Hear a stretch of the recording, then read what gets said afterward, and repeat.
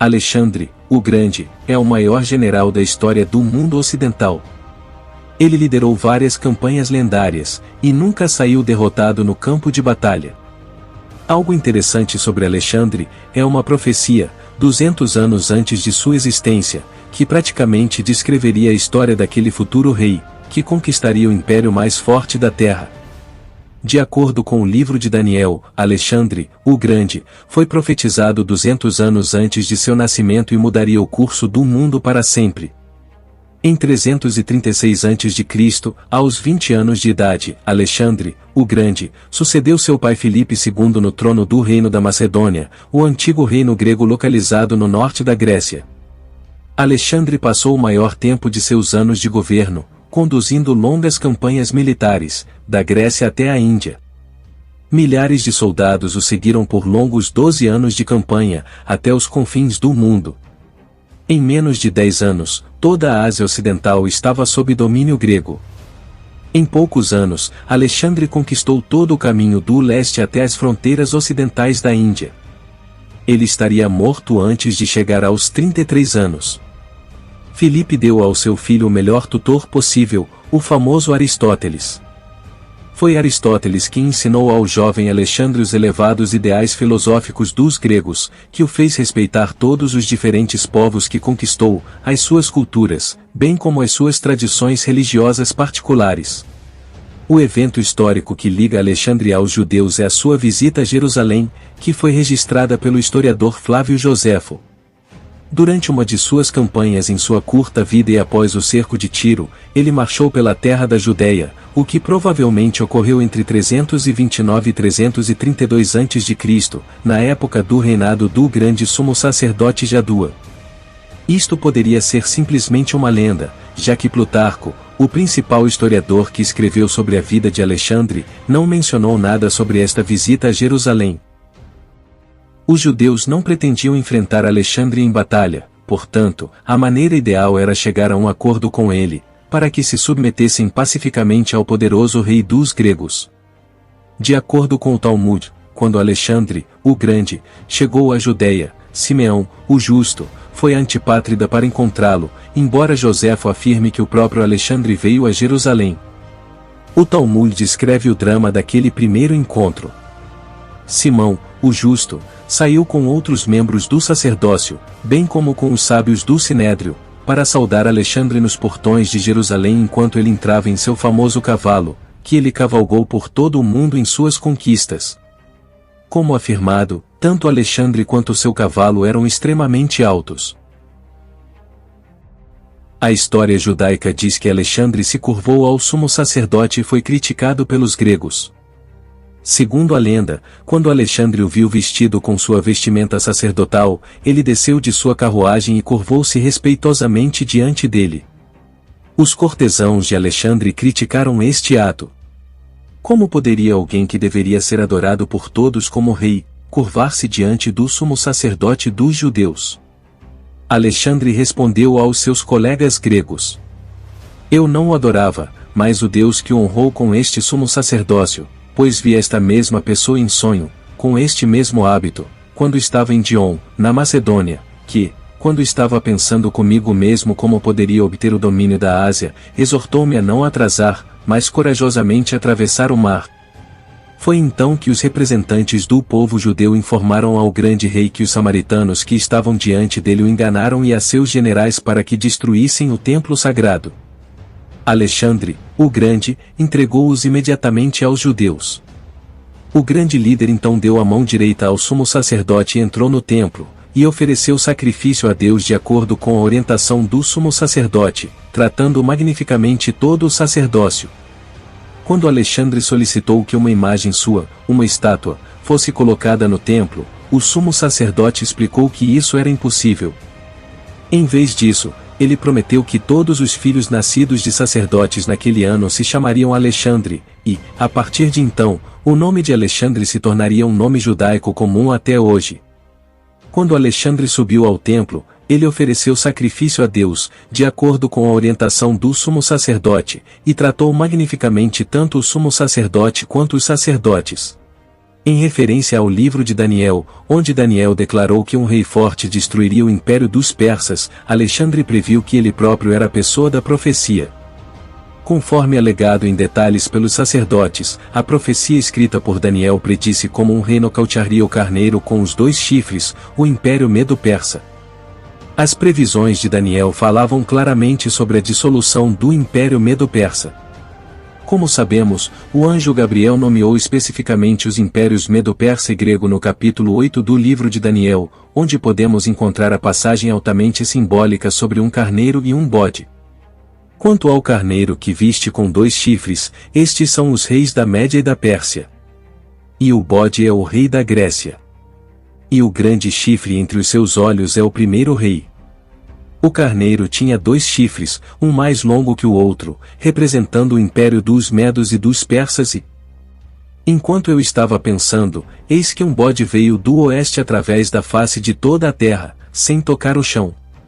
E o bode tinha um chifre visível entre os olhos. O chifre representa o rei, Alexandre. A cabra matou o carneiro e... Então o bode tornou-se extremamente grande, mas quando ele ficou forte, o grande chifre foi quebrado, e em seu lugar surgiram 4 chifres conspícuos em direção aos 4 ventos do céu. Talvez esta fosse uma previsão da morte prematura de Alexandre. O único chifre é substituído por 4 novos chifres, que são 4 reinos que surgirão de sua nação, mas não terão o mesmo poder. Os 4 novos reinos são mencionados novamente no capítulo 11 do livro de Daniel, que diz que o seu império será dividido em direção aos 4 ventos do céu. Não irá para os seus descendentes, nem terá o poder que ele exerceu. Estas passagens descrevem, com 2 séculos de antecedência, precisamente o que aconteceu com Alexandre e seu império. Ao ouvir isso, Alexandre ficou feliz, mas não nomeou um vice-rei sobre os judeus para governar a província judaica para ele, como fez com muitos de seus outros territórios conquistados, principalmente porque ele foi expresso figurativamente nas escrituras de Daniel, enquanto os outros reis dos impérios haviam sido mencionados pelo nome. No dia seguinte, Alexandre perguntou ao povo que favores deveria conceder-lhes, e, a pedido do sumo sacerdote, concedeu-lhes o direito de viver no pleno gozo das leis dos seus antepassados. Ele, ainda, os isentou do pagamento de tributo no 7º ano de soltura. Aos judeus da Babilônia e da Média, ele também concedeu privilégios semelhantes. Aos judeus que estivessem dispostos a alistar-se no seu exército, ele prometeu o direito de viver de acordo com as suas leis ancestrais. A visita de Alexandre a Jerusalém é considerada um relato fictício pela Enciclopédia Judaica, e muitos estudiosos não o aceitam como histórico. Disse também que Hecateu de Abdera, contemporâneo de Alexandre, escreveu sobre a visita de Alexandre a Jerusalém, mas seus escritos sobre o assunto não sobreviveram até a Era Moderna. O livro de Daniel é um livro bíblico apocalíptico muito poderoso, detalhando em profecia muitas coisas que ocorreram mais tarde, e é por isso que é frequentemente atacado. O livro de Daniel foi escrito por volta de 530 a.C., enquanto Daniel vivia na Babilônia, quase 2 séculos antes de Alexandre. No entanto, as profecias de Daniel foram precisas. Apesar da história contada por Joséfo, ela não é considerada realista pela maioria dos historiadores, devido à carência de fontes confiáveis, embora Joséfo seja considerado por muitos como um historiador respeitável, no mesmo nível de outras autoridades antigas. Muitos historiadores seculares tentam provar que o livro de Daniel foi escrito após Alexandre. No entanto, a maioria das descobertas levam a crer que ele foi mesmo escrito no 6º século a.C. Já para os cristãos, não restam dúvidas quanto à veracidade do livro. Talvez Joséfo acreditasse que a história era verdadeira e a incluísse em sua história, como todos aqueles estudiosos modernos que escolhem o que consideram preciso de fontes antigas. Essa é uma história bem interessante, sobre a visita de Alexandre a Israel. No entanto, é bem provável que o rei grego, que se considerava um deus, não iria se curvar ao sumo sacerdote. Já a profecia de Daniel é extremamente precisa, e mostra como ele foi inspirado por Deus para escrever o seu livro, prevendo acontecimentos que viriam a acontecer séculos depois. O Império Romano invadiu e subjugou vários povos alemães durante o reinado de Augusto. Entretanto, com a derrota de Teutoburgo, Roma foi forçada a abandonar a Alemanha e nunca mais tentar conquistar aquela região. Até que ponto isso é verdade? O que será que impediu a conquista da Alemanha? Seria a Batalha de Teutoburgo. A verdade é que mesmo se eles não fossem derrotados em Teutoburgo, eles não teriam se expandido mais pela Alemanha. Tenho novidades para quem acha que a floresta de Teutoburgo foi decisiva. Os romanos marcharam para a Germânia quando queriam. Os romanos tinham bases na Alemanha. Eles fizeram campanha para o rio Elba. No entanto, como os ganhos de Antonino na Grã-Bretanha e os ganhos de Trajano na Dácia, a conquista era muito cara para se sustentar. Portanto, elas foram abandonadas. Simplificando, a Alemanha, a leste do Reno, era muito subdesenvolvida para sustentar exércitos. A Alemanha era uma terra de pequenas aldeias, pantanos e florestas.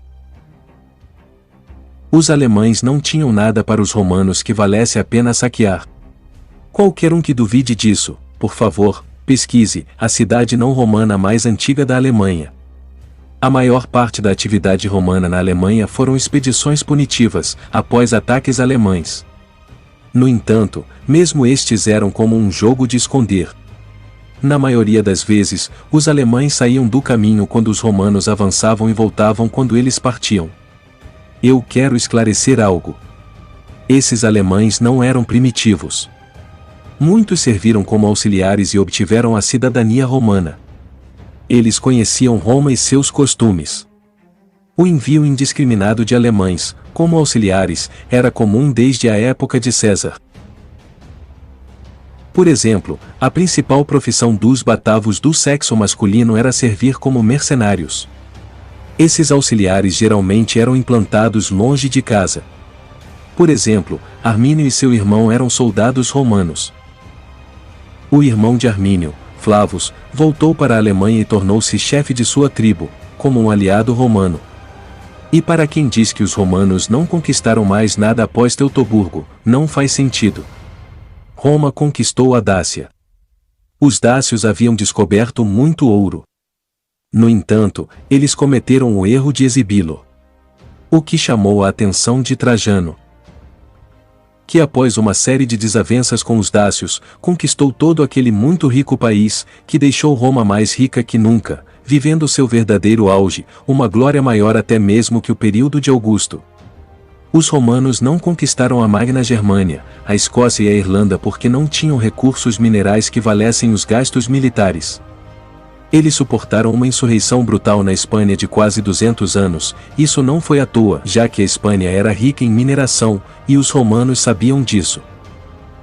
Teutoburgo foi uma derrota pesada, mas as 20.000 baixas em Teutoburgo nem se compara às maiores derrotas de Roma, como por exemplo em Canas, onde mais de 80.000 soldados romanos foram mortos pelas forças de Aníbal.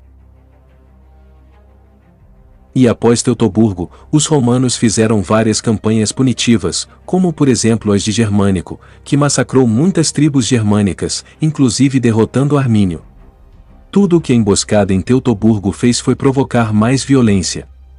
Os romanos estavam se preocupando em lutar em terras mais ricas, como no Oriente, onde tinha reinos ricos, como o Império Parta, um império muito rico e poderoso, que tinha que ficar sempre preocupado com as ambições romanas. A Batalha da Floresta de Teutoburgo foi um grande massacre que o Império Romano sofreu. Em meio a esse caótico destino que 3 legiões romanas sofreram, será que houve sobreviventes? Neste vídeo responderemos essas perguntas.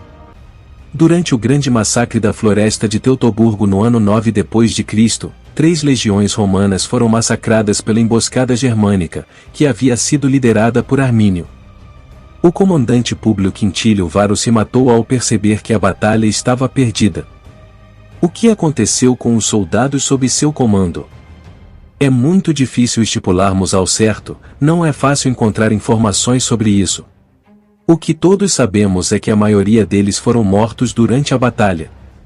Alguns sobreviventes foram capturados e mantidos como prisioneiros por muitos anos. Não sabemos quantos. E para responder à pergunta do vídeo: sim. Alguns romanos conseguiram escapar e voltar ao território do Império. Embora Armínio tenha efetivamente destruído 3 legiões romanas, legionários romanos suficientes, cavalaria e auxiliares aliados, conseguiram uma longa e dolorosa fuga para o lado oeste do rio Reno. Esses relatos de sobreviventes logo chegaram a Roma, inclusive, tempos depois, alguns sobreviventes até mesmo seriam entrevistados, o que criou um certo desconforto entre seus cidadãos, não experimentado desde o final do século III a.C., quando Aníbal estava vagando livremente pela península italiana impunemente, ou quando a coalizão de Cimbros e Teutões derrotaram um grande exército romano em Araúzio. Essas muitas histórias de sobreviventes foram reunidas para formar um relato vívido e horrível da traição calculada de Armínio, a queda de Varo, e o comportamento repugnante dos membros tribais alemães. Embora a perda de 3 legiões definitivamente tenha prejudicado a estrutura de força de Roma em todo o Império, ela foi rapidamente capaz de reunir seus vastos recursos para reabastecer a margem oeste do Reno com facilidade. Sendo em termos práticos mais romano do que querusco, Armínio deveria saber que Roma não aceitaria isso de braços cruzados, e, de fato, Roma se ocuparia nos próximos anos com expedições punitivas às terras dos queruscos e seus vários aliados tribais. Em uma dessas incursões, os romanos chegaram tão perto de Armínio que sua esposa grávida, Tusnelda, foi capturada e usada como troféu de guerra durante o triunfo de Germânico em Roma. Nos próximos anos após a batalha, Roma recuperaria todas as águias perdidas em Teutoburgo, e mostraria para Armínio uma dura lição. Não encontrei nada agora sobre sobreviventes romanos lutando nessa vingança romana, se eu encontrar falarei em outro vídeo, mas é capaz de ter tido sim, principalmente para tentar mostrar as falhas que os romanos fizeram em Teutoburgo, para que não cometessem de novo. Alguns fugitivos que não fugiram para Roma, devem ter fugido para territórios de tribos aliadas a Roma, e formado suas famílias por lá mesmo. Enquanto os que foram feitos escravos devem ter tido um destino terrível, no entanto, talvez com as campanhas punitivas romanas alguns deles podem ter sido resgatados, se não tiverem sido mortos antes.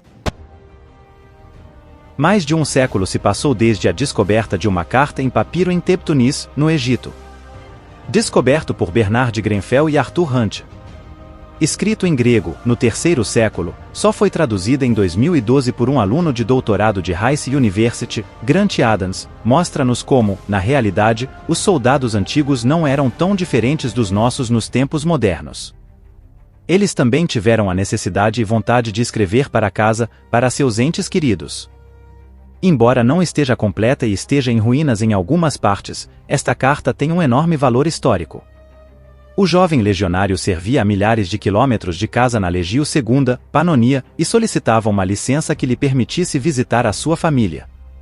O mais interessante é que esta carta pode coincidir perfeitamente com as enviadas hoje por soldados enviados para as guerras ao redor do mundo. Esta carta também nos mostra que os romanos trocavam muitas cartas para se comunicar. Embora não esteja completa, esta carta do século III tem grande valor histórico. Infelizmente por a carta não está completa, o texto não tem muito sentido. Aurélio Polion, soldado da auditriz da Legio II, ao seu irmão Heron, a sua irmã Ploutou, a sua mãe Senofis, a padeira e senhora, muitos cumprimentos calorosos. Rezo dia e noite para que você tenha boa saúde e sempre presto homenagem a todos os deuses em seu nome. Não paro de escrever para você, mas você nunca pensa em mim. Mas faço a minha parte escrevendo sempre para você e nunca deixando de estar perto de você com a mente e o coração. No entanto, você nunca me escreve para me contar sobre sua saúde e como está. Estou preocupado com você, porque embora muitas vezes você receba cartas minhas, você nunca respondeu, então não posso saber como você. Enquanto eu estava na Panonia eu lhe enviei, mas você me tratou como um estranho. Eu saí, e você está feliz que... O exército. Eu não. Você. Para o exército, mas eu me afastei de você. Enviei-lhe 6 cartas. Tentarei obter permissão do comandante e irei até você para que você entenda que sou seu irmão. Não pedi nada de você para o exército, mas me decepcionei, porque embora eu tenha escrito para você, nenhum de vocês tem consideração. Escute, eu sou seu irmão. Você também, me responda, escreva para mim. Qualquer um de vocês, envie o dele para mim. Saudações a meu pai Afrodisios e a meu tio, Atesios, sua filha, seu marido, e Orsinofis e os filhos da irmã de sua mãe, Xenfon e Oenofis, também conhecidos como Protas, o Aurélio e a carta. Outra parte dizia: as crianças e ao padeiro Xenofis, de Aurélio, Polion, da legião segunda Adjutrix, da Panonia Inferior. Entregue a Cutius Leon, veterano da legião, por Aurélio Polion, soldado da segunda legião Adjutrix, para que ele a mande para casa. A carta foi então confiada a um veterano da legião, para que a entregasse aos destinatários.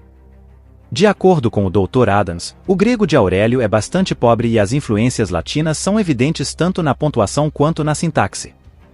É provável que Aurélio estivesse mais habituado a escrever e receber ordens em latim, e que o seu grego escrito tenha sofrido com isso.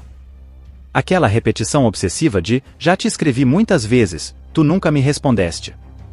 É ao mesmo tempo dramático e excepcional testemunho de um mundo que já não existe, em alguns aspectos era igual ao nosso, noutros distante da nossa imaginação. Afinal, nenhum de nós consegue ter uma compreensão clara do que significa viver a milhares de quilômetros de casa sem ter acesso a aviões, correio expresso, internet e toda a tecnologia que nos permite viajar e comunicar instantaneamente. A menos que sejam feitas descobertas sensacionais, ninguém jamais saberá se Aurélio, no final, conseguiu deixar a Baixa Panonia para retornar ao calor de sua família e do Egito. E nem os filmes nem os romances podem proporcionar esse tipo de suspense, mas apenas a história. Quase ninguém hoje consegue compreender como pode ser difícil servir num exército estacionado a milhares de quilômetros de distância da sua família. Sem poder saber o que se passa porque não tinha à sua disposição internet, aviões e toda a tecnologia que nos faz comunicar com as pessoas que mais nos interessam, realmente deveria ser muito difícil para os soldados tão longe de casa. A grande pedra no sapato das legiões romanas sem dúvidas é a Germânia, um território selvagem, onde Roma não foi capaz de subjugar completamente. Muitos acham que os romanos não anexaram a região devido à superioridade militar dos alemães. No entanto, no vídeo de hoje mostrarei que a verdade é completamente diferente. Anos antes da tentativa romana de anexar a Germânia, os romanos provaram ser capazes de conquistar a Gália, e isso não foi nem mesmo um esforço de guerra total da República Romana. Pelo contrário, foi uma operação militar limitada, conduzida como um assunto privado por Júlio César. Pela minha visão, se o Império Romano tivesse lutado com o mesmo esforço que tiveram para derrotar a Gália e Cartago, não tenho dúvidas de que a Germânia seria completamente conquistada. Não é que os bárbaros eram superiores no campo de batalha, a real questão é por que Roma nunca fez o esforço máximo para essa campanha de conquista? Podemos encontrar muitas explicações. A relativa atratividade da Germânia como alvo de conquista, as dificuldades logísticas e assim por diante. Mas quero focar em outra explicação, que acho muito importante. O Senado, e depois os imperadores, que sempre viveram com medo de um general poderoso com um forte exército atrás dele vir e derrubá-los. Um general com a glória e a riqueza da conquista da Germânia e as legiões necessárias para fazê-lo, seria um rival formidável para qualquer um, mesmo para um imperador ou para todo o Senado. Portanto, tanto o Senado quanto os imperadores posteriores tinham boas razões para negar a generais capazes o mandato e as forças necessárias para conquistar a Germânia, ou qualquer território. A época do final da República viu vários generais poderosos usarem seus exércitos para tomar o poder. Mário, Sula, Pompeu, o Grande, Júlio César, Otaviano. Eles foram capazes de fazer isso porque seus exércitos eram leais a eles, não ao Estado. Essa concentração de poder nas mãos de um único general, foi algo que causou pavor aos romanos, que relembraram dos longos anos de guerra civil na República Romana. No final da República, o exército havia se profissionalizado. Os soldados serviram por muitos anos e foram pagos pelo Estado. Mas se você tivesse sorte e servisse sob o comando de um general bem-sucedido, esse general poderia torná-lo rico. Você poderia saquear cidades e vilas conquistadas, e o general frequentemente compartilharia uma parte de seu saque com você. Ele também poderia dar um terreno para que você pudesse se aposentar e viver ali. Alguns dos generais também tinham talento para se aproximar dos seus soldados. Um exemplo é César. Ele era ótimo em contar a seus homens histórias vulgares sobre os políticos romanos, e não tinha medo de lutar junto com seus soldados. Ele não era um general de gabinete. Então, você tem um general que pode te deixar rico se você lutar ao lado dele. Por que você o trairia e lutaria pela República ou pelo Imperador contra este general? Vamos avançar para o início do Império, que começou com Augusto. Os romanos imperiais cresceram com grandes histórias sobre Pompeu, o Grande, César e Mário. Suas estátuas estavam no palácio. Teatros e templos construídos por esses homens pontilhavam a cidade. Os imperadores também conheciam essas histórias. Quantas vezes um imperador olhou para seus generais e se perguntou: este homem é um Mário, um César, esperando para me destronar? Portanto, um imperador sábio não daria a generais ambiciosos e capazes o comando de vastos exércitos para conquistar a Germânia. Não, a menos que você tenha certeza absoluta de que ele é 100% leal a você. E quando o prêmio é o trono, você pode ter certeza da lealdade de alguém. E por que os próprios imperadores não conquistaram a Germânia? Claro, os imperadores poderiam ter ido pessoalmente para conquistar a Germânia. Eles poderiam ter liderado as próprias legiões. Trajano conquistou a rica Dácia e a Mesopotâmia quando era imperador. Mas conquistar a Germânia levaria anos de luta dura e perigosa no norte da Europa, onde as coisas boas da vida são difíceis de encontrar. Atraente talvez para um general ambicioso, mas para um imperador que já governa a metade do mundo conhecido? Menos. Poucos imperadores sentiriam a necessidade. Se o imperador fosse em busca disso, ele estaria longe de Roma, talvez por anos a fio. Arriscado estar tão longe do centro do poder quando há muitos ambiciosos ansiosos para tentar assumir o trono. É possível imaginar um imperador que ame tais desafios e conquiste a Germânia. Mas tais imperadores eram muito raros. E assim os romanos nunca conquistaram a Germânia. Germânico foi talvez o homem que passou mais perto desse feito, se não fosse as ordens do próprio imperador Tibério para que ele abandonasse a campanha. Para mim não existe nenhuma dúvida de que os romanos poderiam ter anexado toda a Germânia, o motivo disso não acontecer é a falta de lucro, por isso nenhum imperador tentou verdadeiramente a conquista. O que vocês acham? Roma poderia dominar a Alemanha? Como a história seria diferente?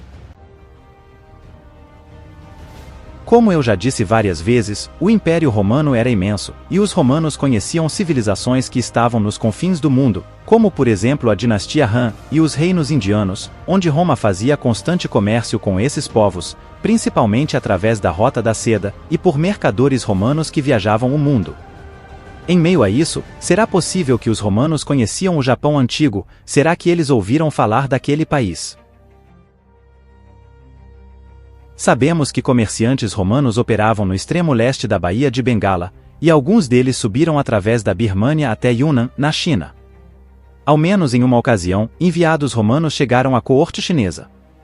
Por outro lado, os romanos definitivamente tiveram um interesse muito grande em facilitar o comércio que contornava o Império Parta, que ficava no meio da Rota da Seda, entre eles e a China, por isso Roma queria um comércio direto com os chineses. No entanto, as distâncias eram astronômicas para os padrões antigos. Os romanos estavam cientes da existência da China, a qual tendiam a se referir como dois lugares diferentes. Sérica, que parece ter sido o norte da China e a Manchúria, e a terra do Sinai, que seria o sul da China e está relacionado com a nossa palavra China. Como podemos observar, esta versão de um mapa da era romana, recriado na Renascença, se estende apenas até a Birmânia e Bangladesh, além disso, está basicamente em branco. Há boas evidências de que os comerciantes romanos operavam diretamente até no Vietnã, que conheciam como Katigara, mas esse provavelmente era o limite. Curiosamente, moedas romanas tardias foram encontradas em Okinawa, no Japão. No entanto, assim como a maioria das moedas antigas, o seu valor estava no peso do metal precioso, e muitas vezes circulavam como mercadorias muito além do alcance dos contatos econômicos regulares. Muito provavelmente Roma não sabia sobre o Japão naquela época. O Japão como um lugar de cultura e governança únicas não se materializou até o período Nara, no início do século VIII. Antes disso, os japoneses tinham funcionalmente apenas dois parceiros comerciais, a China continental e Gojoseon, o antecessor do que se tornou o primeiro reino coreano. Após este período, o comércio limitou-se principalmente à Coreia. Mesmo depois que uma verdadeira identidade japonesa começou a se desenvolver, o arquipélago japonês estava muito separado até mesmo dos povos do Sudeste Asiático devido à navegabilidade limitada dos navios oceânicos da época. Roma estaria literalmente a um mundo de distância. A falta de recursos naturais do Japão significava que a sua economia seria centrada no artesanato e na especialização, para trocar os seus produtos finos por alimentos básicos, minérios metálicos e materiais de artesanato que lhes faltavam. Eles estariam menos interessados que os chineses em luxos exóticos. Moedas romanas com a imagem de Constantino, o Grande, foram descobertas nas ruínas de um castelo em Okinawa. É possível que a moeda de Constantino tenha chegado a um senhor de Okinawa, por volta de 1200 d.C. Os romanos estavam em declínio, mas ainda existiriam por mais 200 anos. O Ocidente romano, no entanto, já tinha caído há séculos. É muito improvável que o Império Romano conhecesse o Japão. Os romanos orientais falaram da Coreia em 613, no entanto, nada do Japão. Mas, podemos pensar uma coisa. Apesar de acharmos que Roma não sabia sobre o Japão, talvez em algum momento encontremos documentos que mude isso, pois muitas coisas na história estão sendo descobertas agora, e nos mostra que o mundo antigo era muito mais diferente e ligado do que sempre pensamos. Hoje irei contar a história de um reino, na África, ao sul do Egito, que ousou desafiar o poder de César Augusto. 25 a.C. é o ano do acontecimento que irei contar hoje. A República Romana já havia sido destruída, após um século de guerras civis e desordem. O herdeiro de Júlio César, Otaviano, ascendeu como o grande vencedor final dessas guerras civis, após uma grande vitória na Batalha de Áxio, onde derrotou Marco Antônio e Cleópatra, dando início à famosa Pax Romana, aonde os já cansados romanos, finalmente encontraram a procurada estabilidade dentro do Império. A milenar terra do Egito, que era controlado pelos gregos ptolemaicos, foi anexada por Augusto, o primeiro imperador de Roma. Roma foi mudada. Embora Otaviano tivesse transformado muitas coisas dentro do império, ele ainda conseguiu manter a fachada da república, sendo considerado o príncipe do Senado. É nesse ponto que a maioria dos historiadores concordam que havia chegado o fim da República Romana e o início do Império Romano. Após Roma derrotar todos os oponentes na disputa pelo Mediterrâneo, eles finalmente puderam chamar aquele mar de Lago Romano, pois tudo o que havia ali agora era de Roma. Apesar do mundo romano estar em paz, em alguns lugares, alguns conflitos ocorreram, como por exemplo, no norte da Espanha, onde algumas tribos remanescentes ainda desafiavam o poder de Roma. Devido a isso, em 26 a.C., os romanos se concentrariam em finalmente terminar a pacificação do norte espanhol. O crescente poder de Roma fez com que seus vizinhos temessem o perigo da guerra com Roma. No sul do Egito, na região da Núbia, existia o reino de Cuxi, no Sudão moderno, que viu aquele momento como uma oportunidade para tirar proveito da situação e acabar com a ameaça romana na região. O governante do reino Cuxi era conhecido como Candace. No momento, o reino era governado pela rainha Amanirena. Amanirena tinha ouvido falar que os romanos estavam engajados em uma guerra na Espanha, e por isso, o império estava distraído. Ela também sabia que as legiões do Egito estavam desgastadas e desfalcadas, devido a campanhas 2 anos antes. Cerca de 650 anos antes, os reis de Cuxi já haviam controlado o Egito. Napata, a capital Cuxi, havia se tornado a capital religiosa do mundo egípcio. A rainha Cuxi sabia desse passado glorioso, e por isso, queria aumentar sua influência no Nilo e no Egito romano. Dion Cássio, o historiador romano, quase 2 séculos depois, descreve o acontecimento. Ele relata que o exército Cuxi avançou para a cidade mais ao sul do Egito, chamada Elefantina, devastando tudo no caminho. Caio Petrônio, o prefeito do Egito romano, soube dessa expedição cuxita. Nesta época, 3 legiões estavam estacionadas no Egito. Paul Clamer descreve os acontecimentos que se seguiram. Em 25 a.C., os romanos planejavam uma campanha contra a Núbia e a Arábia. Augusto se gabou disso em seu Res Gestae. 2 exércitos foram liderados quase ao mesmo tempo na Etiópia e na Arábia, chamada Félix. Antes dos romanos tendo tentado qualquer coisa, os núbios atacaram a Tebaida e a guarnição romana em Assuã. Eles escravizaram os habitantes e tombaram as estátuas de Augusto. O prefeito do Egito, Petrônio, liderou 10.000 soldados de infantaria contra 30.000 núbios, perseguindo-os de volta a Núbia. Ele então saqueou a sede da rainha Núbia, a rainha Candace. Ele escravizou os habitantes, enviando 1.000 para Augusto, e montou uma guarnição romana nas proximidades. No entanto, após a mudança na política imperial mais tarde, os romanos desistiram de suas ambições de conquistar Meroé. Em vez disso, eles o trataram como um estado cliente. Estrabão fala sobre os embaixadores núbios fazendo um tratado com Augusto. Após a vitória de Petrônio, os cuxitas recuaram. Logo após o recuo, as negociações de paz começaram. Os romanos exigiram que todos os bens saqueados e todos os prisioneiros fossem devolvidos imediatamente. Os cuxitas pediram 3 dias para dar a resposta sobre os termos. Após os 3 dias se passarem, os cuxitas não deram nenhuma resposta sobre os termos. Petrônio atacou novamente, com os cuxitas fugindo em grande desordem. Estrabão descreve a cena. Mal comandados e mal armados, pois carregavam grandes escudos feitos de couro cru, e machados para as ofensivas, alguns, no entanto, tinham lanças e outros tinham espadas. Parte dos fugitivos foram para a cidade de Selchus, outros fugiram para um país desabitado. A rainha escapou do campo de batalha com seu guarda-costas pessoal. Petrônio capturou muitos cuxitas, incluindo importantes generais de Quêndice. Ele ordenou que esses prisioneiros fossem enviados para Augusto, em Roma. Petrônio foi descendo em direção à capital Cuxi, invadindo cada cidade no seu caminho. O caminho para a invasão da capital Napata estava livre. Ao chegar ao redor da capital, os romanos esperavam enfrentar a rainha, mas, logo descobriram que ela havia fugido para outra cidade. Petrônio foi recebido por embaixadores dela. Eles ofereceram devolver os prisioneiros e as estátuas reais capturadas em Elefantina, isso em troca da paz.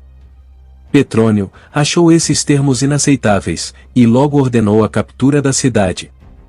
Em seguida, as legiões adentraram as muralhas, com saque atrás de saque. Os romanos ocuparam a cidade. Com o verão chegando, Petrônio ordenou a retirada para o Forte Ibrim, antes do início do grande calor. Ele reforçou a guarnição do forte, com cerca de 400 homens, ali seria o ponto mais ao sul do Império Romano. Mesmo a destruição da capital Napata, não fez com que os romanos conseguissem uma zona tampão efetiva, nem ensinou aos cuxitas uma lição do que acontecia com quem ousava desafiar Roma. Quêndice passou os próximos 3 anos recuperando seu exército, com a intenção de atacar o Forte Ibrim. Alertado sobre o avanço, Petrônio marchou novamente para o sul e conseguiu alcançar o forte e reforçar suas defesas antes que os invasores cuxitas chegassem. Embora as fontes antigas não descrevam a batalha que se seguiu, sabemos que em algum momento os cuxitas enviaram embaixadores para negociar um acordo de paz com Petrônio, e possivelmente aceitar o status de Estado cliente de Roma. Os cuxitas conseguiram negociar um tratado de paz em termos favoráveis, e o comércio entre as duas nações aumentou. Essa é uma história muito desconhecida, e nos mostra como os cuxitas foram capazes de dar muito trabalho aos romanos. A Manirena foi uma rainha muito corajosa, ousando desafiar Roma, e no final o seu plano deu certo, pois os romanos, ao conseguirem a paz com o reino de Cuxi, conseguiram uma estabilidade de séculos no sul do Egito, com o comércio entre as duas nações prosperando cada vez mais. Aquele exército romano foi provavelmente o que adentrou mais ao sul da história durante todo o período romano. Já se perguntou por que o Império Romano podia ter um grande exército permanente, enquanto a maioria dos exércitos medievais mal conseguiam ter um pouco de soldados em tempos de guerra? A verdade é que manter um exército fixo era extremamente caro. É muito raro encontrarmos estados que tinham um exército permanente, além do Império Romano do Oriente, que era, claro, o Império Romano. O exército romano passou de um exército de infantaria baseado em legiões para um exército centrado na cavalaria após a crise do terceiro século e as incursões bárbaras. A cavalaria foi muito mais eficiente contra os bárbaros do que os legionários, e as legiões tiveram apenas um papel secundário na batalha depois de Diocleciano e suas reformas. Ou seja, as poderosas legiões romanas, que eram usadas para conquistas, foram substituídas por tropas leves, que eram mais flexíveis para defender o império.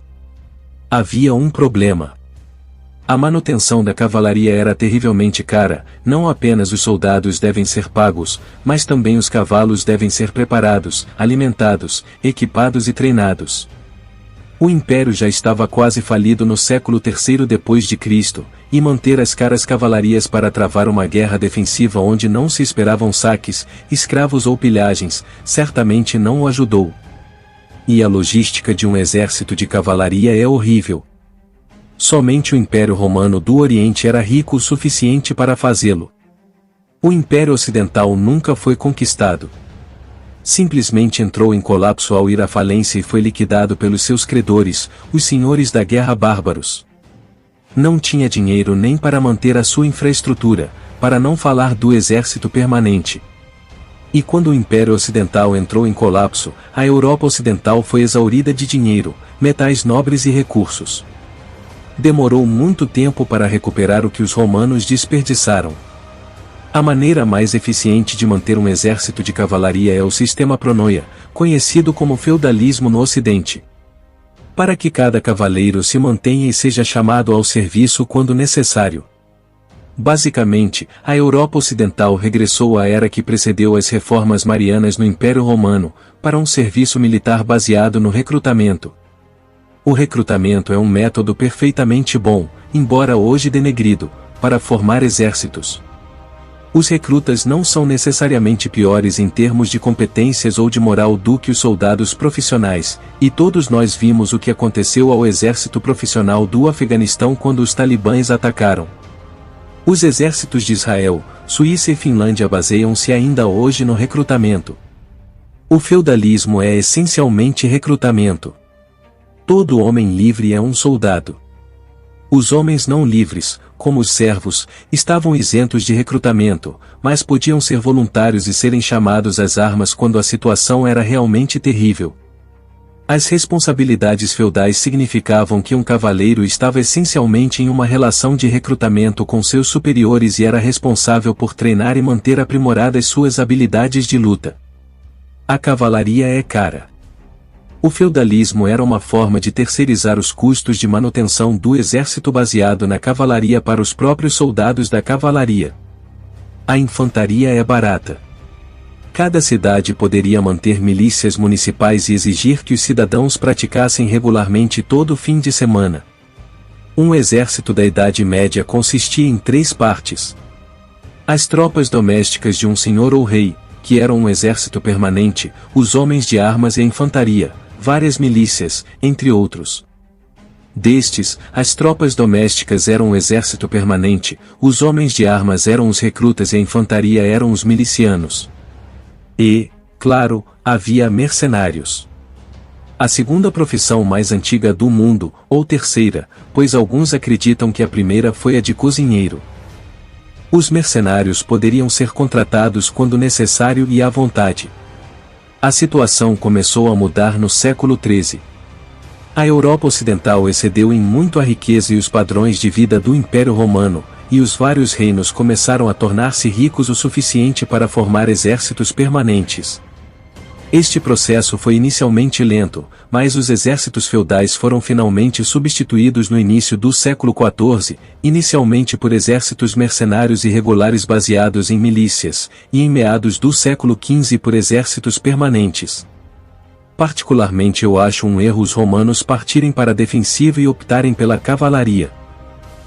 Embora seja certo que no final o Império Romano tenha gradualmente implementado mais cavalaria nas suas forças para contrabalançar a ameaça de inimigos mais centrados na cavalaria, como os sassânidas e os hunos, a infantaria sempre foi uma parte essencial do Império Romano. Houve 2 exemplos notáveis de que a cavalaria falhou particularmente durante o final do Império Romano do Ocidente em uma batalha campal detalhada.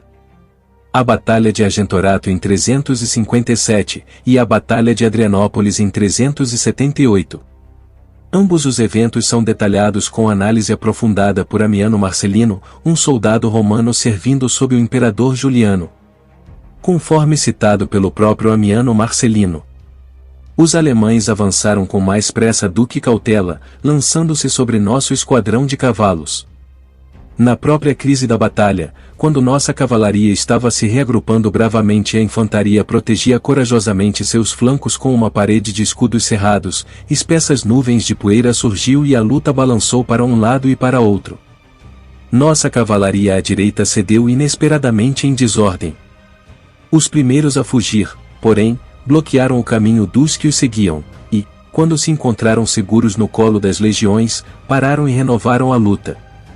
O que causou este incidente foi que enquanto suas fileiras eram reequipadas, os catafratas viram seu comandante levemente ferido e um de seus camaradas escorregando no pescoço de seu cavalo, que afundou sob o peso de sua armadura. Eles então começaram a mudar cada um para si e teriam criado uma confusão total ao atropelar a infantaria, se esta, que estava sendo preparada em uma ordem muito próxima, não tivesse se mantido firme. Os catafratas atacaram o flanco esquerdo do rei alemão Conodomário, que estava misturado com infantaria e cavalaria. A infantaria mergulhou sob os cavalos e esfaqueou-os na barriga, forçando os cavalos a derrubarem os cavaleiros das celas ou morrer no local. Os catafratas foram os primeiros a fugir e apenas uma parte deles se reagrupou por causa do discurso empolgante de Juliano. A batalha foi vencida principalmente pelas forças de infantaria das unidades legionárias e auxiliares. Essa batalha mais uma vez mostrou a força das legiões, que sempre se mantiveram corajosas no campo de batalha. Na Idade Média, poucos impérios puderam sustentar exércitos tão grandes quanto o dos romanos. Roma. Um império imenso e poderoso, que por séculos, dominou terras ao redor de todo o Mediterrâneo. Sem as poderosas legiões, os romanos não seriam nada, elas foram poderosas o suficiente para derrotar dezenas de exércitos diferentes. Uma regra que existia nas legiões, era que os soldados deveriam sempre trazer a vitória para Roma. O que acontecia quando um legionário romano fugia do campo de batalha? Qual seria seu destino? A verdade é que a história romana é longa, e tudo variou muito dependendo da época e do lugar. Na maioria dos tempos e lugares, o resultado para os desertores seria corte marcial e execução, ou espancamento severo. Especialmente durante o auge do poder militar romano. Dito isto, houve muitos casos em que os romanos perderam uma batalha, conseguiram fugir juntos e não sofreram quaisquer consequências reais. Havia punições severas para a deserção que parecem ter sido raramente usadas, como o fustuarium, onde o soldado seria espancado até a morte com porretes. Em circunstâncias extremamente raras, o general poderia ordenar o decimatio, onde 1 em cada 10 soldados seria espancado até a morte pelos outros 9. Isso aconteceu mais ou menos umas 3 vezes, que foram registradas, se não me engano. Você também poderia receber uma bela chicotada nos pés ou várias outras formas de punição física. A flagelação era bastante comum. Punições menores também eram comuns, como o castigato, onde o centurião batia em você com seu cajado, redução nas rações ou redução na patente. As reincidências foram punidas com mais severidade. Mais tarde, durante o período medieval, à medida que os militares romanos se tornavam mais pequenos e os seus inimigos mais poderosos, não podiam dar-se ao luxo de perder homens, pelo que se tornou uma prática bastante comum escapar de adversidades esmagadoras, dispersar-se e reagrupar-se. Neste ponto, os soldados profissionais estariam extensivamente treinados e era muito mais preferível escapar uma vez do que arriscar a morte ou puni-los com demasiada severidade. Neste período, os romanos eram muito mais espertos e preferiam o subterfúgio à força bruta. Agora, se você fosse um aliado, provavelmente não seria punido, a menos que fosse pelo seu próprio povo. Existem muitos exemplos de tropas auxiliares correndo sem enfrentar quaisquer consequências depois. Se o infrator conseguisse escapar da punição, não era perseguido, mas vivia em desgraça sob pena de banimento. O fustuário, onde o soldado seria espancado até a morte por companheiros, também era aplicado por dormir em serviço de guarda e roubar colegas, ou por cometer 3 vezes o mesmo delito. Se uma unidade inteira mostrasse covardia, eles poderiam ser dizimados, os homens fariam sorteio, cada 10º homem, independentemente da culpa pessoal, seria espancado até a morte pelos outros 9. Os restantes sofreriam punições adicionais, como a proibição de viver no acampamento legionário até que se mostrassem dignos de serem readmitidos, receberem rações punitivas ou serem obrigados a prestar novamente o juramento militar. A dizimação era praticada muito raramente, entretanto, e mais frequentemente os soldados infratores eram açoitados, rebaixados de posto ou sujeitos a uma série de punições menores, por mais que o legado os considerasse apropriado. Ao contrário do que muitas pessoas possam pensar, a maioria das deserções nos campos de batalha não traz consequências. O problema de punir alguém porque ele fugiu é que você tem que provar que a pessoa agiu de forma covarde. A guerra é uma bagunça e com todo o caos no campo de batalha, será muito difícil apontar o dedo para alguém. Muitas vezes a melhor escolha seria recuar, para que uma legião inteira não fosse exterminada em uma batalha perdida. Mas, na maioria das vezes, as legiões lutariam bravamente até o final, e poucas vezes os romanos recuavam como covardes, mesmo que se fossem recuar, eles gostavam de fazer isso de um modo honrado. O Império Sassânida era o grande rival do Império Romano. Eles tinham uma guerra eterna, onde grande parte de seus recursos e mão de obra foram gastos em meio a uma guerra sem conclusão. Logo após essa guerra que durou de 602 a 628 d.C., os árabes tiveram uma rápida ascensão, onde aproveitaram a fragilidade dos 2 impérios que estavam destruídos, e iniciaram a sua invasão. As forças muçulmanas rapidamente conquistaram o Império Sassânida por completo, e tomaram do Império Bizantino seus territórios no Levante, Cáucaso, Egito e Magrebe. Ao longo dos séculos seguintes, metade do Império Bizantino e o Império Sassânida ficaram sob domínio muçulmano. Porque os sassânidas, ao contrário dos romanos, não conseguiram manter nada de seu território? Sabemos que tanto os bizantinos quanto os sassânidas estavam destruídos após a guerra, no entanto, a geografia beneficiava muito os romanos, enquanto para os persas, era algo que causaria sua rápida destruição. Devemos olhar a localização da capital do Império Romano, Constantinopla. Fica a centenas de quilômetros das fronteiras do Levante, separada da Ásia pelo Estreito de Bósforo, guardada pela poderosa marinha bizantina e protegida pelas mais altas e formidáveis fortificações defensivas já construídas. Constantino certamente escolheu bem ao selecionar a localização da nova capital de Roma. A localização é estrategicamente importante, permitindo fácil acesso às províncias asiáticas e europeias, e cruzando-se com as principais rotas comerciais do Mar Negro e do Mediterrâneo. É cercada por água em 3 lados, com apenas uma via de ataque disponível para um exército terrestre. E, talvez o mais importante, as robustas muralhas de Teodósio, elevando-se dezenas de metros no céu, fizeram de Constantinopla a cidade mais inexpugnável do mundo. Muitos exércitos, muitas nações, muitos grandes reis e generais tentaram tomar a cidade, para extinguir o fogo de Roma. Foi preciso o maior canhão já construído, carregado com o incrível poder de uma pólvora que atraiu trovões do céu, para finalmente romper aquelas paredes. Os árabes tiveram que lutar por centenas de quilômetros de deserto, cruzar rios, escalar picos de altas montanhas, sitiar inúmeras fortalezas e cidades, construir uma marinha do zero, formar alianças com estrangeiros e montar um enorme exército multinacional para começar a sitiar a cidade de Constantino. A capital persa era totalmente o contrário de Constantinopla. Ctesifonte não era uma cidade mal defendida de forma alguma, mas quando comparada a Constantinopla, não chega nem perto. Ctesifonte fica a apenas algumas centenas de quilômetros da fronteira com os árabes, localizada na margem plana de um rio com quase nenhuma obstrução geográfica que impeça um exército de ataque de estabelecer um cerco eficaz. As paredes da capital persa certamente não eram fáceis de ultrapassar, mas quando colocadas contra as paredes teodosianas, elas parecem algo realmente sem proteção. Os sassânidas não podiam contar com uma marinha para bloquear a aproximação de um exército terrestre à sua capital. É por isso que Ctesifonte foi saqueada várias vezes pelos imperadores romanos em campanha nos dias da antiguidade.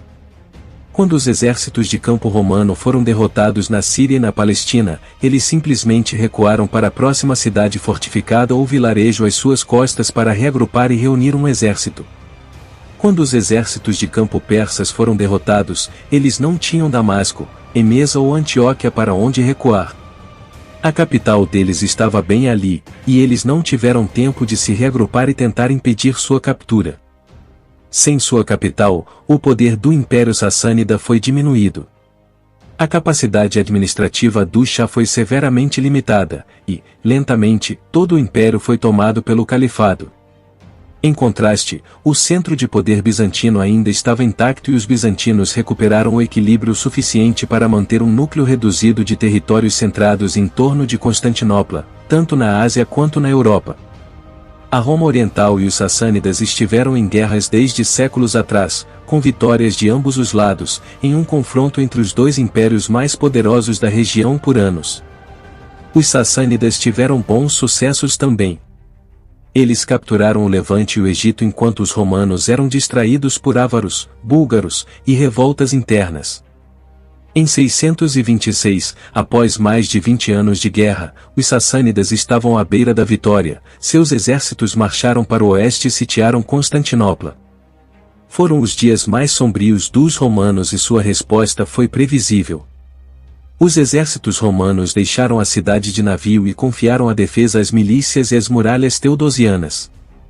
Em vez disso, eles lançaram um contra-ataque contra a pátria persa. Enquanto sua capital estava sitiada por uma coalizão de persas e ávaros, os exércitos romanos marcharam da capital e desembarcaram na costa leste do Mar Negro. Eles marcharam pelo Azerbaijão e começaram a saquear as terras mais ricas do Império Sassânida. Eles correram sem controle até que um exército recrutado às pressas tentou detê-los em Nínive, uma grande cidade da Mesopotâmia. O rei sassânida foi morto na batalha e seu pequeno e mal equipado exército massacrado.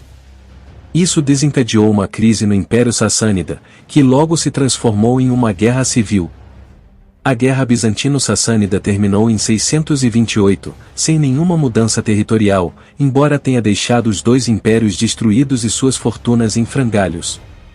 Os romanos poderiam começar a se recuperar, mas os sassânidas estavam envolvidos em mais 4 anos de uma amarga guerra civil, que viu 14 reis coroados e mortos sucessivamente. A conquista islâmica da Pérsia começou 1 ano após o fim das guerras civis sassânidas.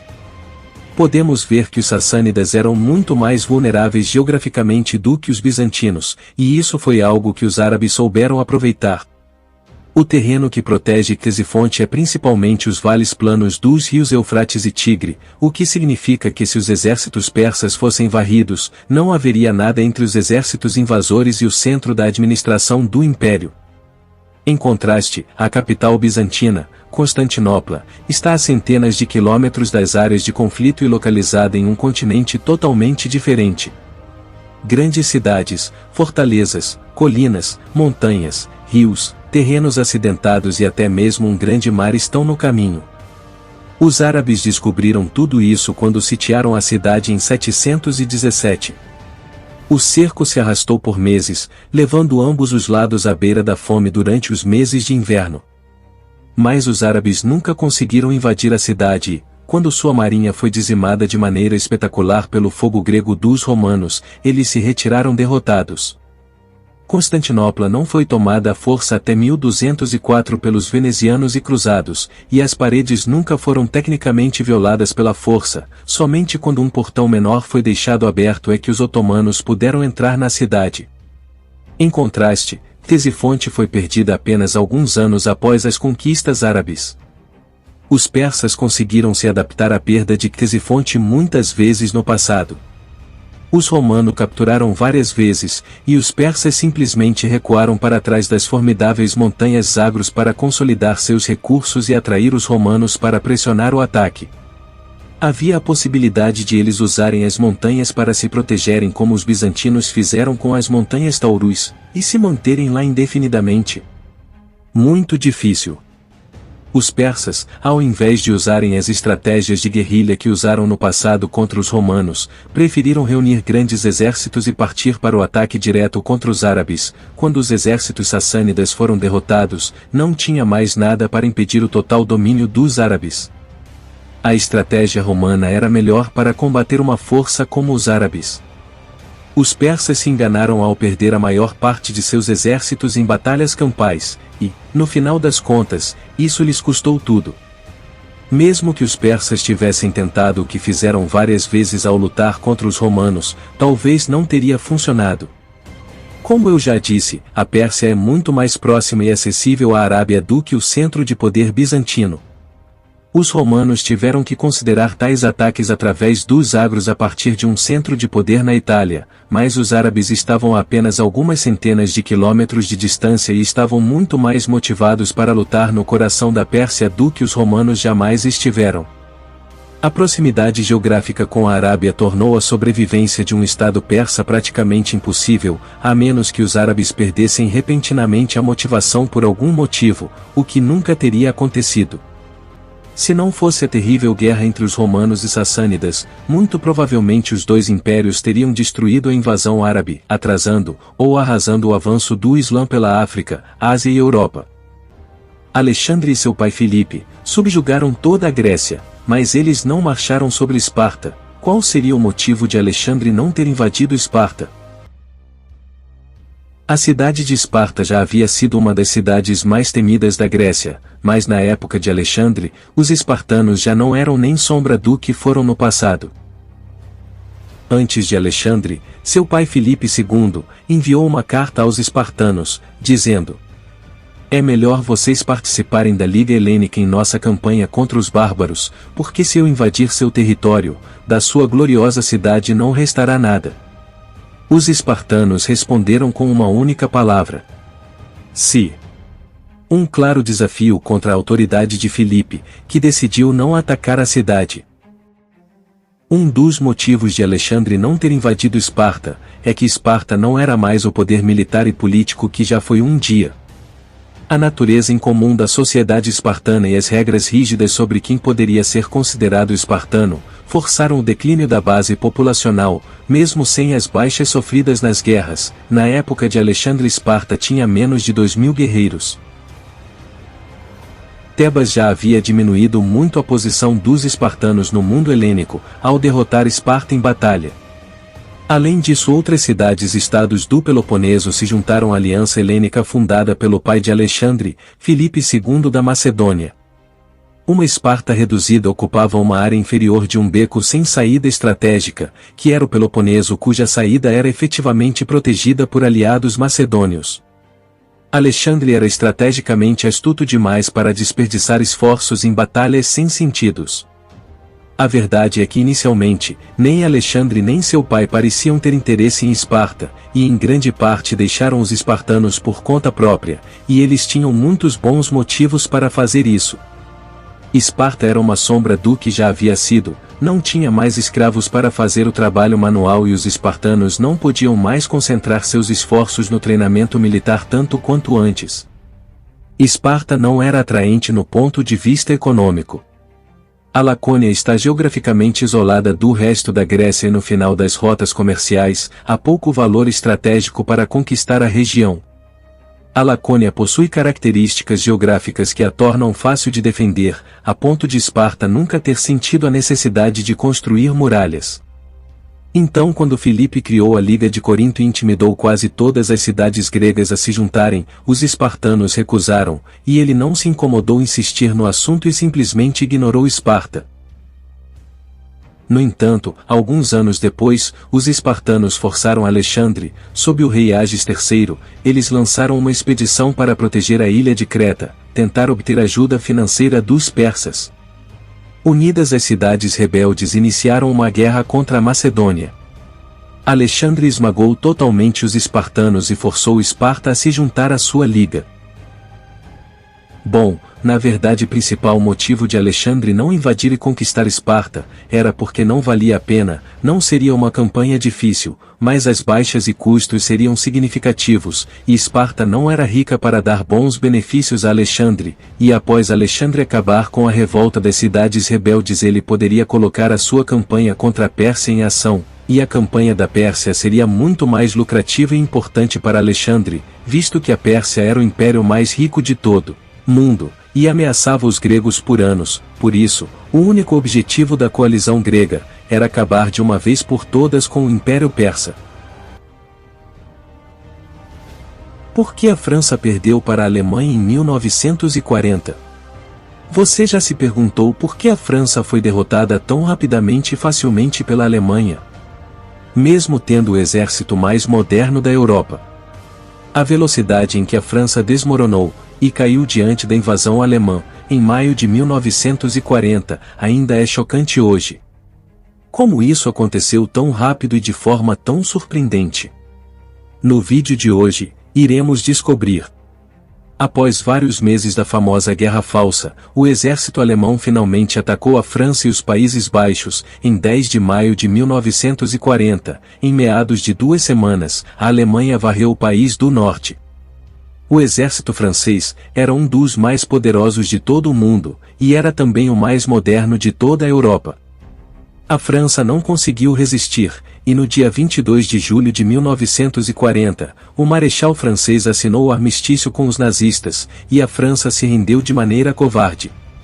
Há uma percepção comum de que o exército francês estava mal preparado para o ataque alemão. Será que é verdade?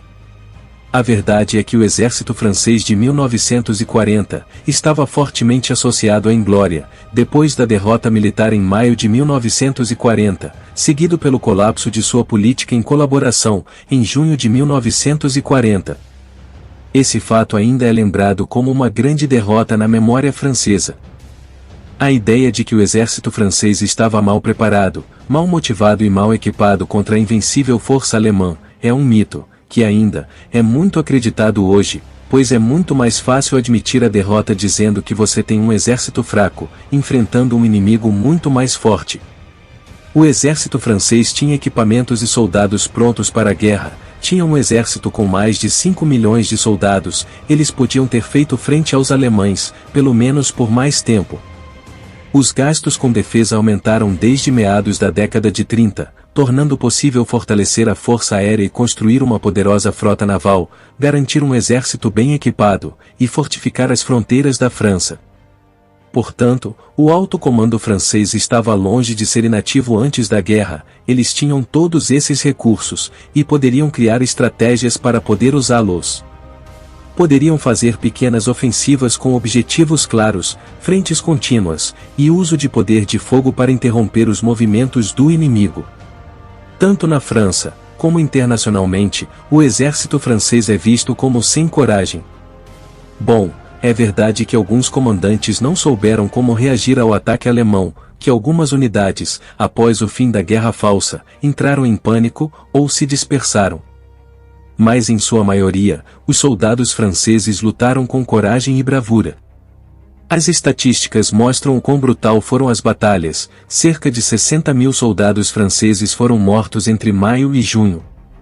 Os militares alemães perderam 30% de seus tanques e aviões durante a Batalha da França.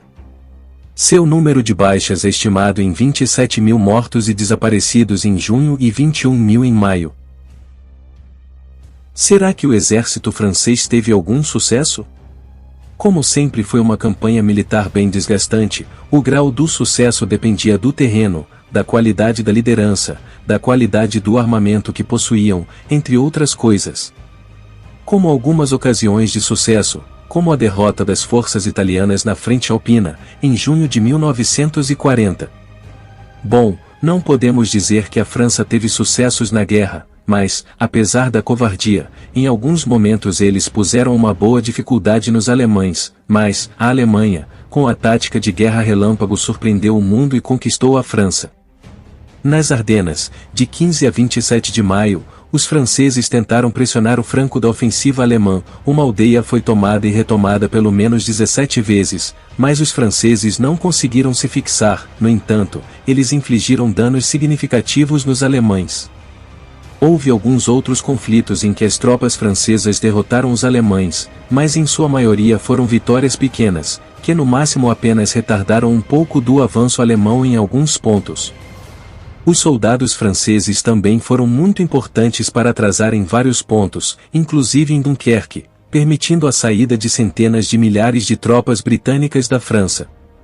Mesmo com essas pequenas vitórias, os franceses foram derrotados. A Guerra Relâmpago Alemã chocou os franceses, que em sua maioria, não sabiam como reagir a um ataque tão implacável e rápido. Os fracos comandantes franceses, em sua maioria covardes, ficaram sem conseguir fazer nada para revidar a ofensiva alemã, e como resultado, a França acabou caindo em apenas 1 mês e meio de guerra, uma derrota vergonhosa. Espartacus foi um inimigo que deu muito trabalho aos romanos. No início, a revolta dos gladiadores parecia ser algo sem importância para os romanos, mas aquilo se transformou em uma bola de neve, capaz de juntar mais de 100.000 escravos que se aliaram a Espartacus. Com esse grande número de rebeldes, será que seria possível para Espartacus capturar Roma e vencer a guerra? Vamos descobrir no vídeo de hoje.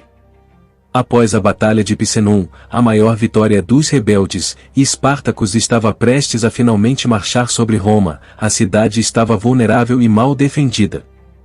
No entanto, ele se virou, alegando que seu exército ainda não estava preparado para tal empreendimento.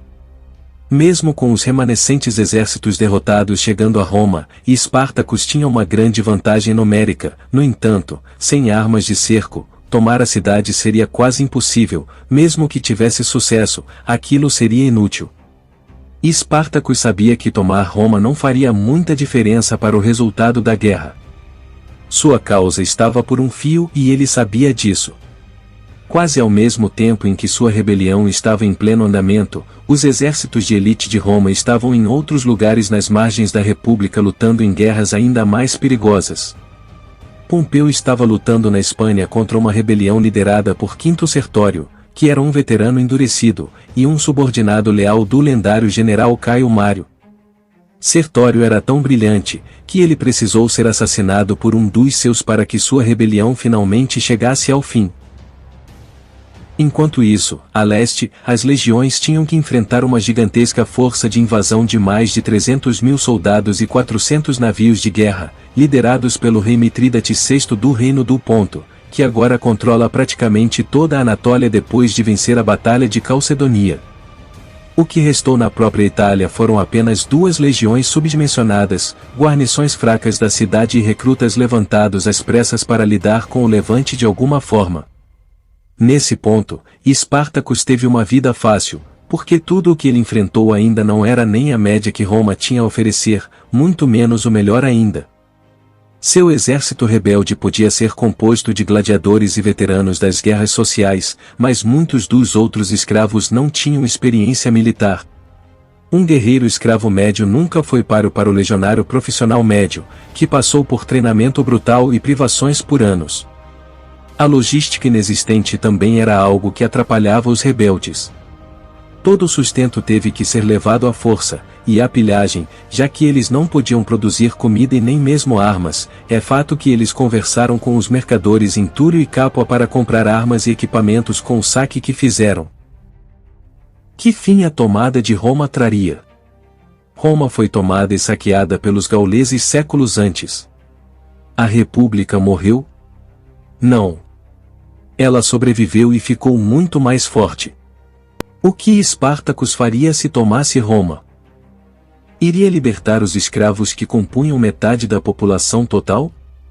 Mataria todos no Senado e mataria Crasso? Dado o que ele fez anteriormente no sul da Itália, isso provavelmente estaria incluído em seus desejos. Ele agora tinha um exército de escravos muito grande, de quase 120.000 homens e mulheres que ele trouxe consigo na realidade, incapazes de se sustentar por muito tempo. Os exércitos regulares na Espanha e na Anatólia ainda não voltaram para casa na Itália.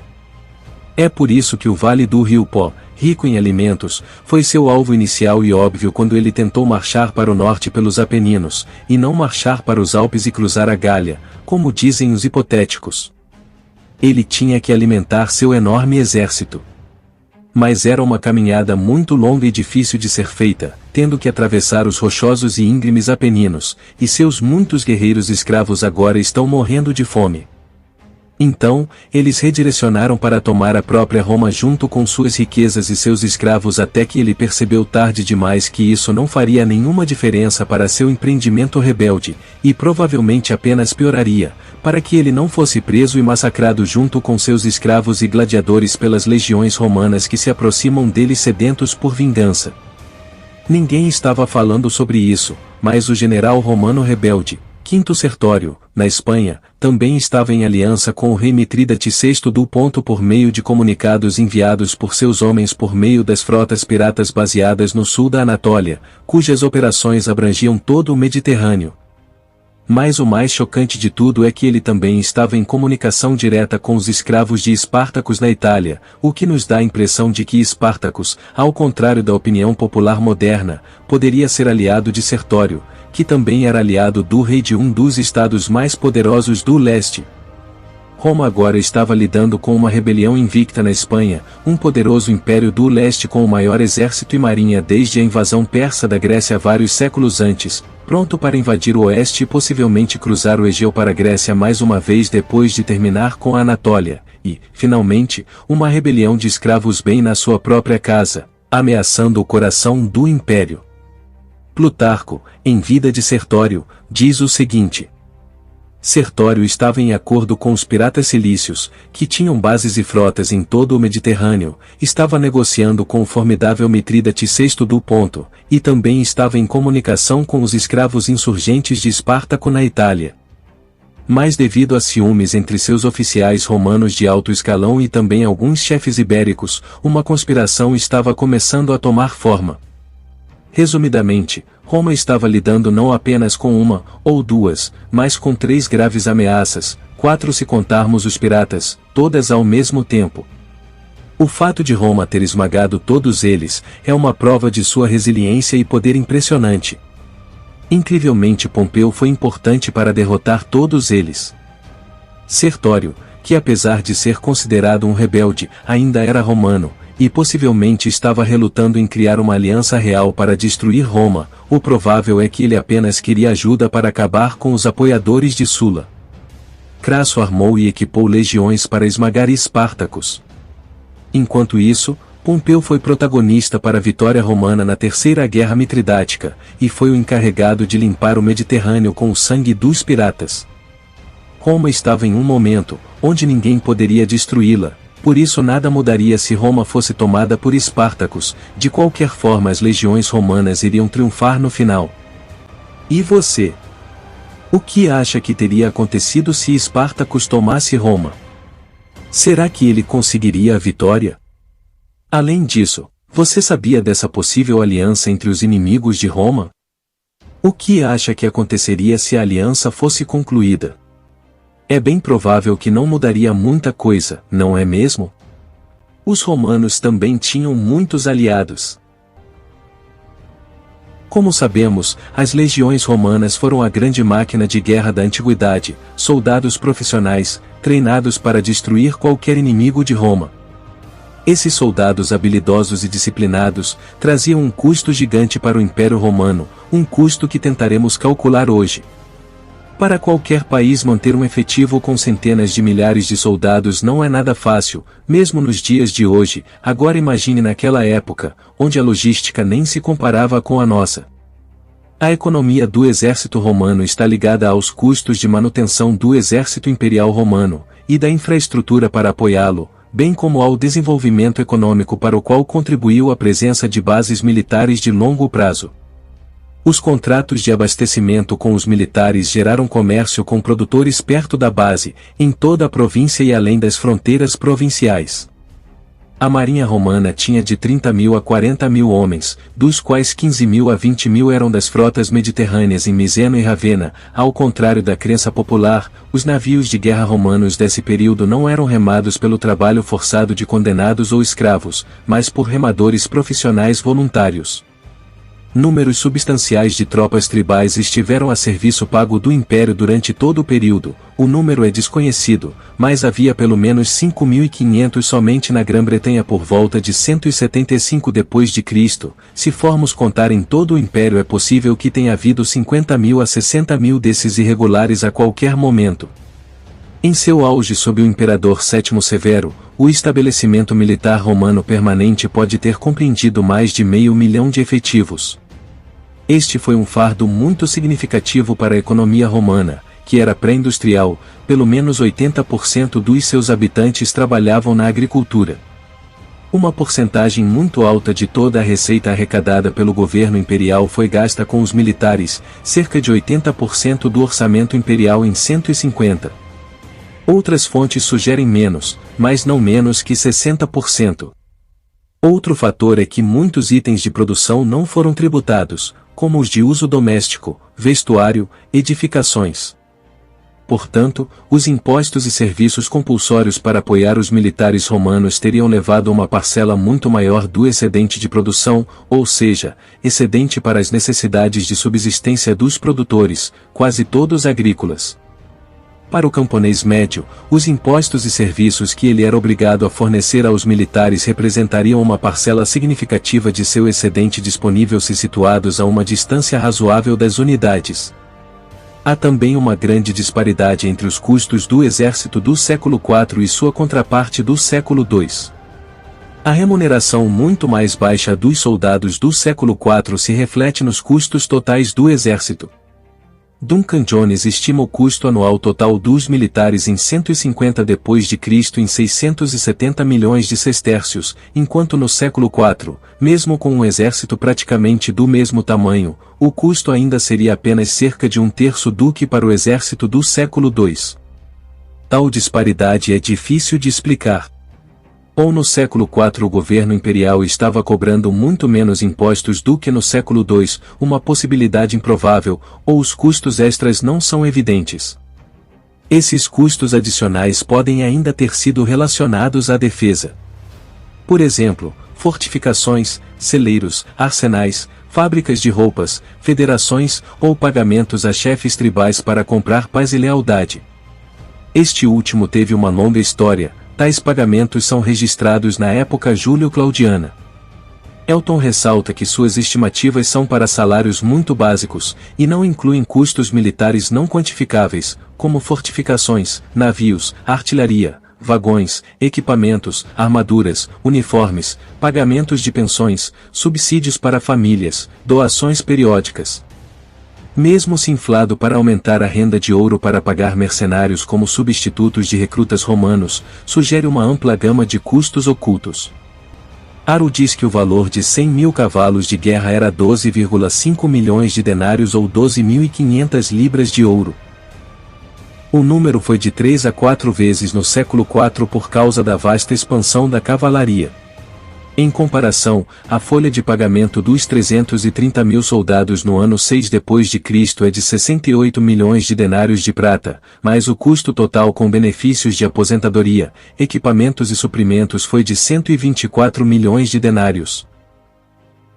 Os números dados em meados do século II são 387.000 soldados, e 98 milhões de denários, e o custo total é de 181 milhões, o que daria 253.432 denários por soldado. Elton estima as despesas de pagamento do exército romano de 350 a 400 d.C., em 63 milhões de denários, e custo total de 125 milhões de denários, que são apenas 105 denários e 210 por soldado, respectivamente.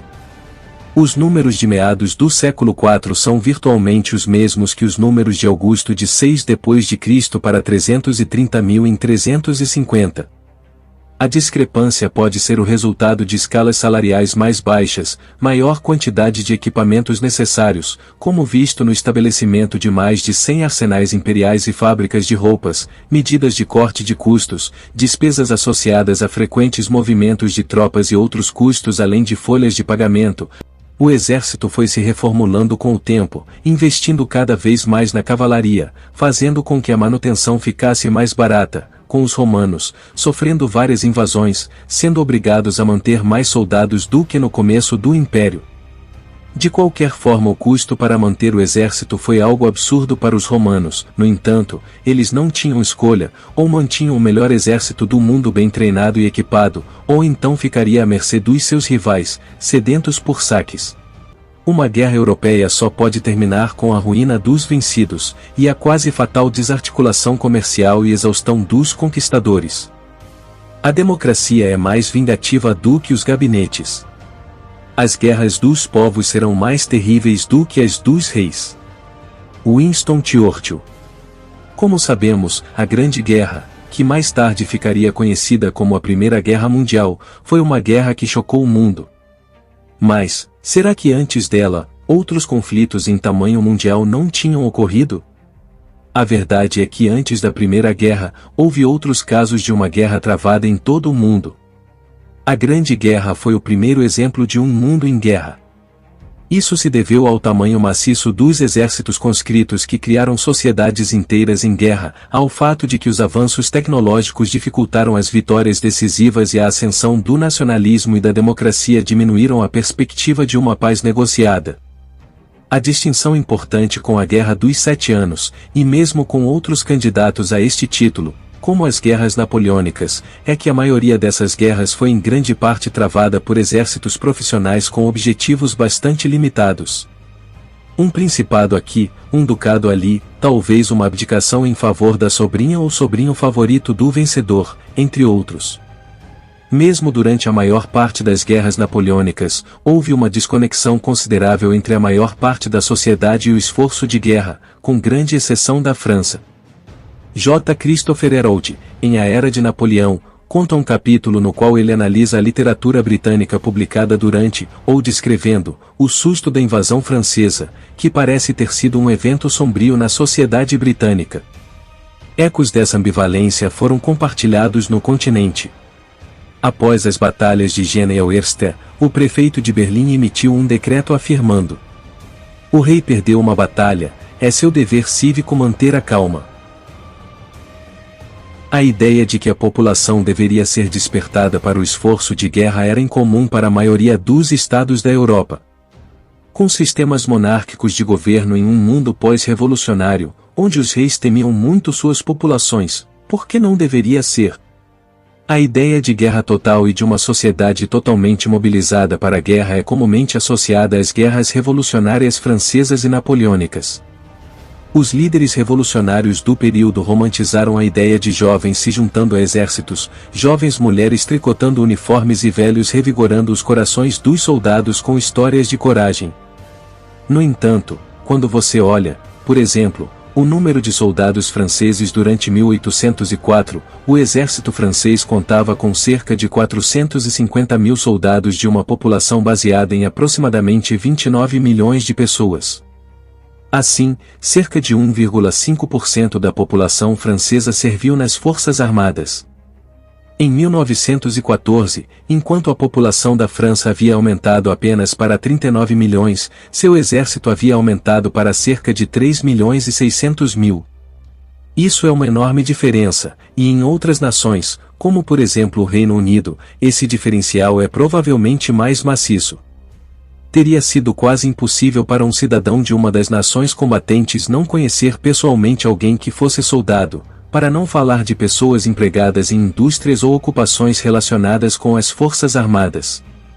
Mesmo no que diz respeito ao escopo geográfico da Primeira Guerra Mundial, contra as guerras anteriores, nas guerras napoleônicas, os britânicos enviariam exércitos para regiões como Argentina, Índia, Egito, entre outros, mas eram pequenos corpos de soldados profissionais que raramente ultrapassavam alguns milhares de soldados. Durante a campanha de Suez na Primeira Guerra Mundial, reconhecidamente uma campanha periférica em comparação com a frente ocidental, o número de tropas da Entente se aproximou de quase 500 mil. Mesmo contabilizando o crescimento populacional, essa é uma enorme diferença de escala. Isso certamente não era um espetáculo à parte da diplomacia. Finalmente, é uma guerra mundial devido à duração do conflito. Embora as guerras dos séculos XVIII e XIX pudessem ser longas, as campanhas eram curtas. Mesmo a invasão da Rússia em 1812, a própria personificação da guerra total do século XIX, durou apenas 6 meses.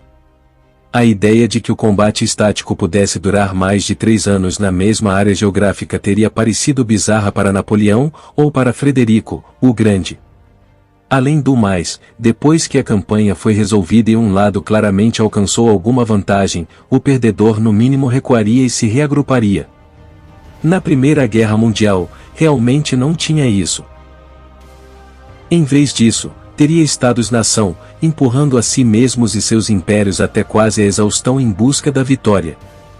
Parte disso, como sugere a citação de Winston Churchill, é o fato de que as populações provavelmente se tornaram mais nacionalistas.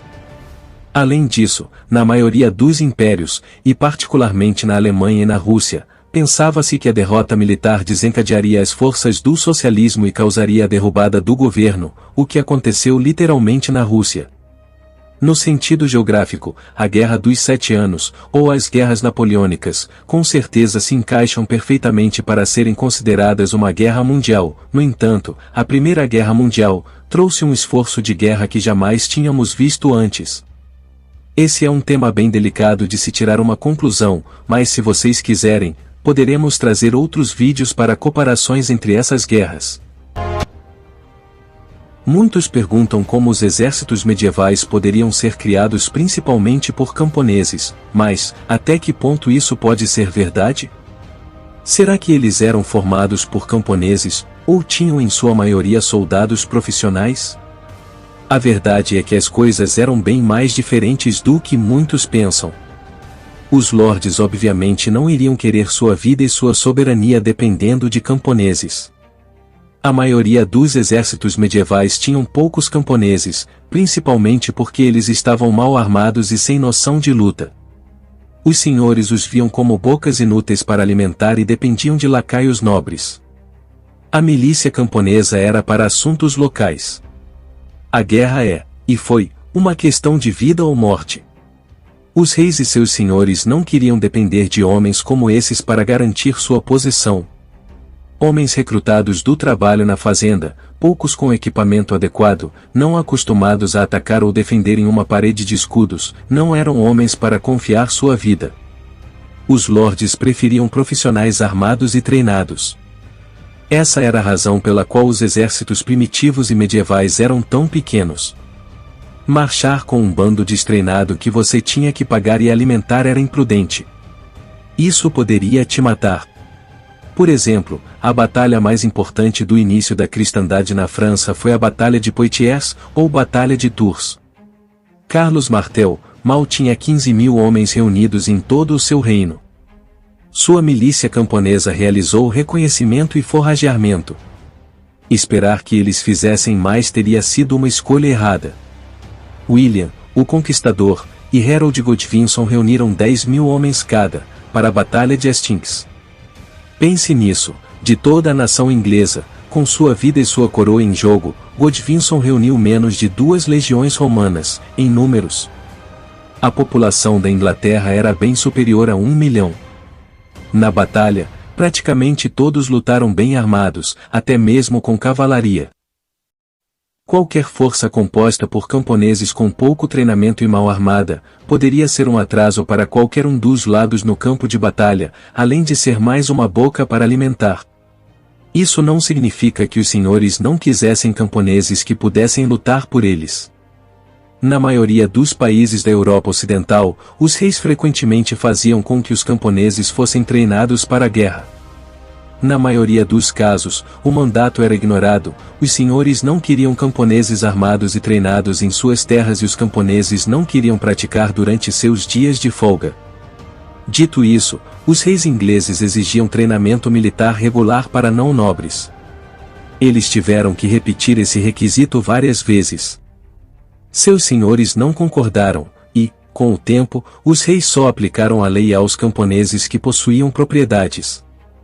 Assim, na Grã-Bretanha, os comandos do rei foram aplicados à classe yeoman e gentry.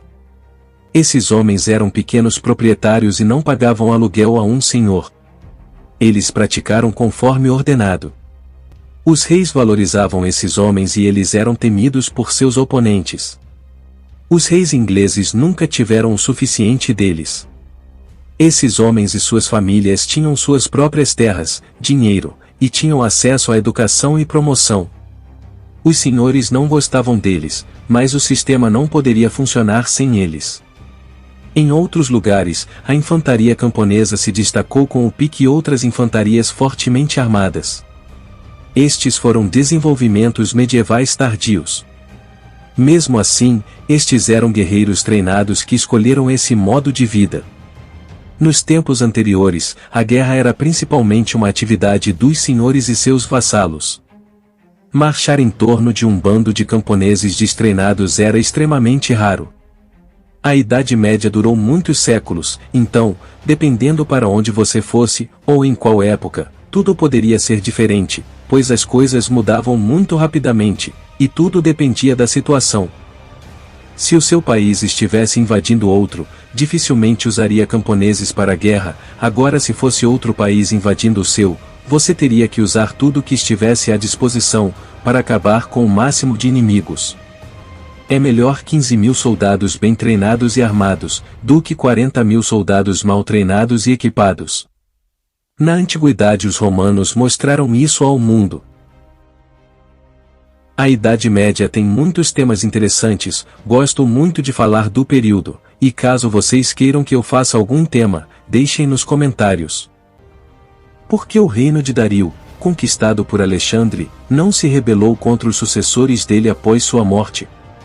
Nesse vídeo seguiremos as explicações de Maquiavel para esse tema. Consideradas as dificuldades que existem para conservar a conquista de um novo Estado, algumas pessoas podem se perguntar como, vendo que Alexandre o Grande se tornou o senhor da Ásia em poucos anos, e faleceu quando ainda não estava bem estabelecido nesse local, onde seria razoável imaginar que todo o império teria se rebelado. Mesmo assim, os seus sucessores se mantiveram no poder e não enfrentaram nenhuma outra dificuldade além das quais que surgiram entre eles com as suas próprias ambições. Bom, eu respondo que os principados os quais temos registros são governados de duas formas.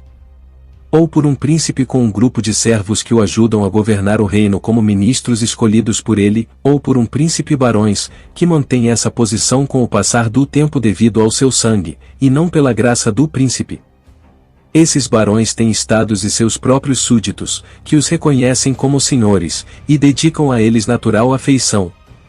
Os estados que são governados por um príncipe e servos, têm o príncipe com maior autoridade, porque em toda a sua província não existe algum reconhecido como superior a ele, e, seus súditos obedecem a alguma outra pessoa, fazem em razão de sua posição de ministro e oficial, e não lhe dedicam nenhuma afeição em especial. Os exemplos desses dois tipos de governo são o turco, e o rei da França. Toda a monarquia turca é governada por um único senhor, os outros são seus servos, e dividindo o reino em sanjaks, ele envia diversos administradores e os troca e muda quando quer. Mas o rei da França está em meio a vários senhores antigos, reconhecidos pelos seus súditos e amados por eles. Eles têm as suas próprias prerrogativas, e o rei não pode privá-los delas sem se colocar em perigo.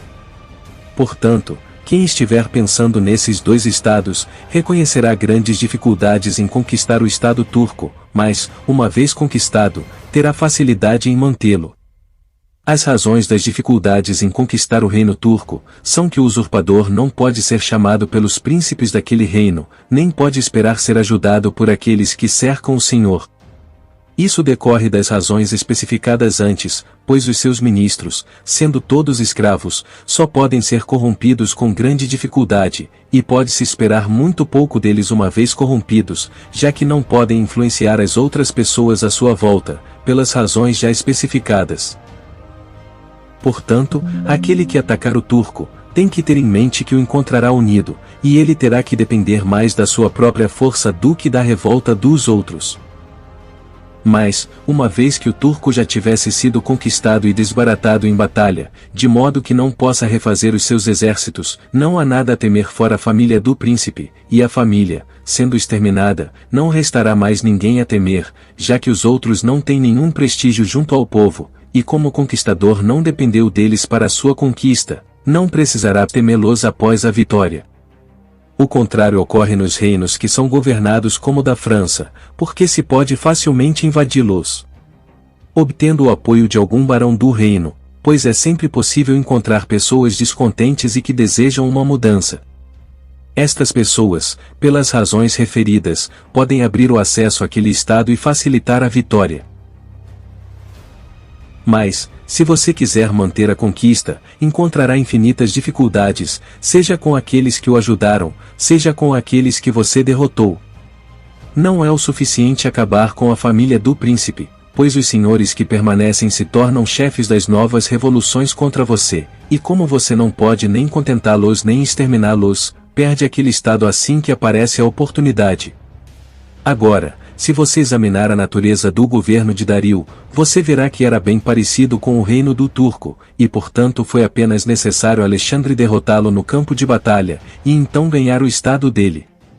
Após essa vitória, estando Dario morto, o estado permaneceu seguro sob o domínio de Alexandre, pelas razões citadas antes.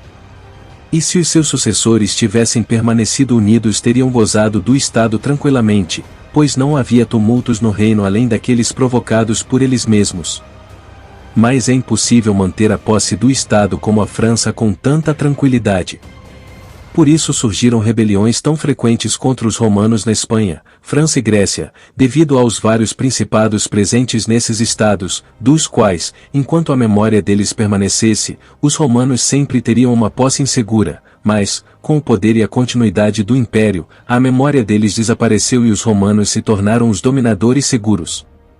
E quando, combatendo mais tarde em lutas internas, cada um pôde se ater à sua parte do país, de acordo com a autoridade que havia adquirido nela, e essas províncias, por não mais existir o sangue de seus antigos senhores, não reconheciam senão a soberania dos romanos. Consideradas todas essas coisas, ninguém se impressionará com a facilidade que Alexandre encontrou para manter o Império da Ásia, ou com as dificuldades que outros tiveram para manter uma conquista, como Pirro e muitos outros. Isso não ocorreu por causa de pouca ou muita habilidade do conquistador, mas sim ao devido desejo de uniformidade no estado conquistado. Quem nunca viu, ou ouviu, algo sobre a terrível Dama de Ferro, um objeto que alguns dizem ter sido usado pela Inquisição para torturar os investigados? Entretanto, saiba que a história da Dama de Ferro é bem diferente do que os filmes de Hollywood te mostrou. A Dama de Ferro é um instrumento de tortura e execução. O instrumento consiste em uma cápsula de ferro com uma fronte esculpida, que teria o formato de uma mulher.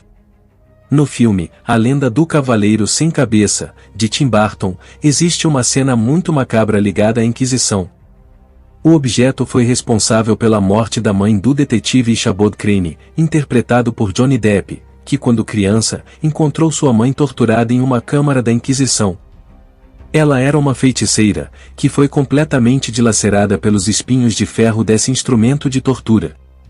Acontece que esse objeto, que dá nome à banda Iron Maiden, não passa de uma invenção de enganadores do século XVIII ou XIX. Apesar de todas as histórias, ela nunca foi usada naquele período, nem pela Igreja, e nem pelos investigadores seculares. Na era medieval, os mais terríveis meios de tortura foram aplicados, especialmente pelos governantes seculares.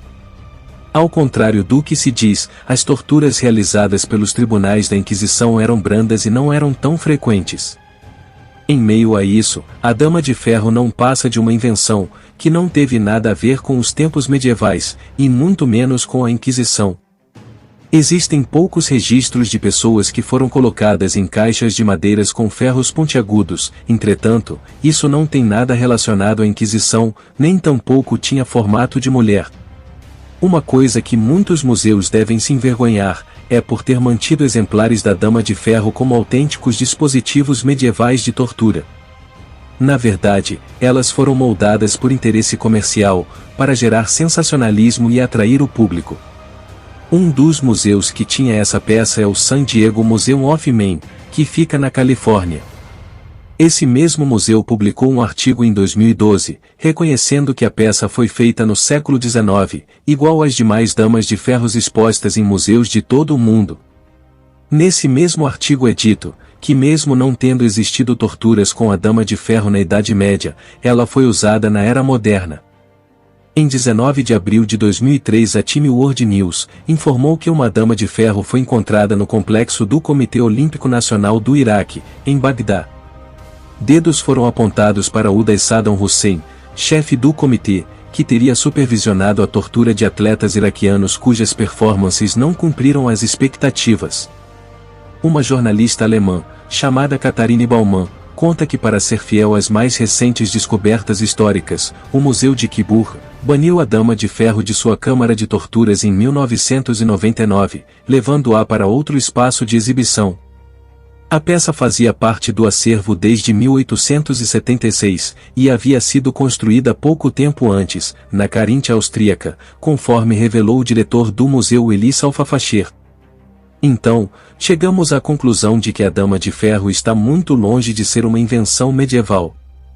Baumann também diz o seguinte: Wolfgang Schild, professor de História Criminal da Universidade de Bielefeld, é especialista na Dama de Ferro.